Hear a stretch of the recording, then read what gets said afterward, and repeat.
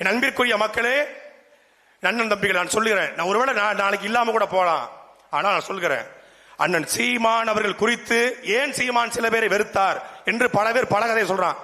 சீமான் வந்து எங்களை மதிக்கல, சீமான் வந்து எங்களை வளர்த்து விடல, சீமான் வளர்த்து விடாமல சாட்டை துறைமுருகன் உருவான, சீமான் வளர்த்து விடாமல காளியம்மாள் உருவானாங்க, சீமான் வளர்த்து விடாமல இடமாவனம் கார்த்திக் உருவானா, சீமான் வளர்த்து விடாமல அனீஸ் பாத்திமா உருவானா, சீமான் வளர்த்து விடாமல பாத்திமா பர்கானா உருவானா, சீமான் வளர்த்து விடாமல இன்னைக்கு கார்த்திகை செல்வனும் சுனந்தாவும் இன்னைக்கு வெண்ணிலா தாய்மானவனும் பாக்கி ராசனும் உருவானார்கள்.